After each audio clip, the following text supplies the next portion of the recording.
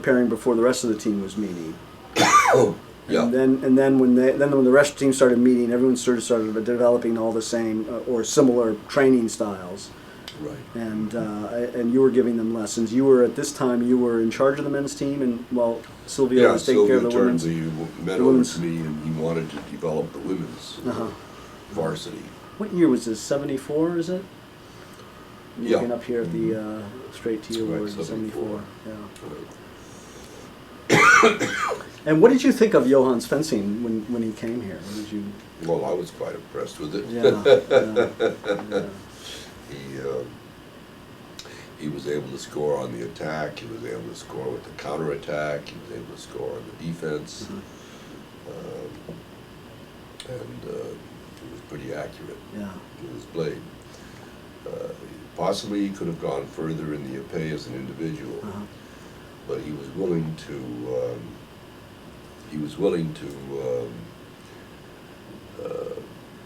Engage his talents in the cause of the team. Yeah.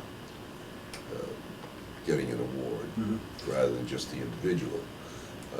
That was something that I found that the MIT men and women were always willing to do, including yourself. Yeah. And Mark Smith, for instance, as well. Yeah.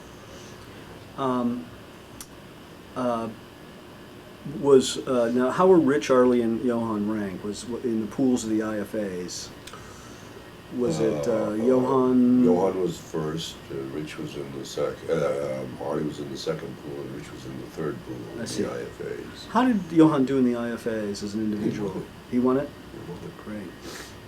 And did Arlie and Rich, were they in the finals, or did they? In that first year? Yeah. In that first year, I don't believe they were. In the second year, Arlie, Johan wasn't there. Yeah, right. But Arlie and Mark Smith were there. Right. Mark Smith won the thing, and Arlie was in the finals with him. And Rich Reimer performed very creditably, but he didn't make it into the finals. And he was in the third pool, so it's hard to get up there anyway. Yeah, only one guy got in. Goes up.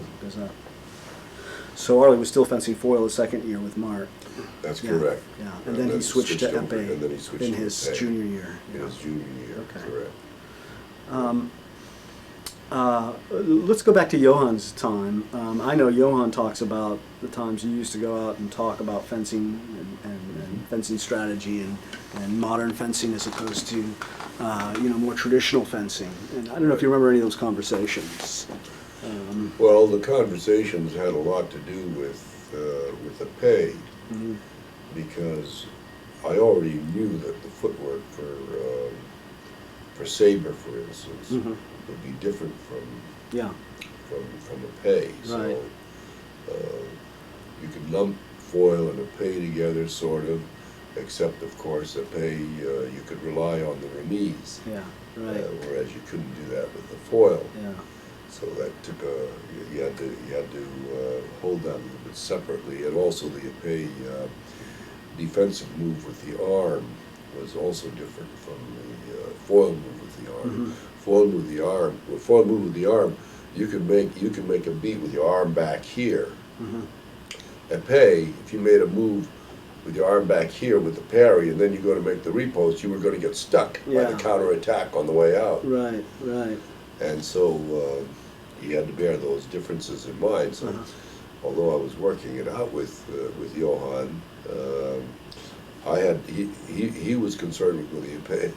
Right. Yeah. Of course. Yeah. His specialty, and I was concerned for the whole team. Right. And I couldn't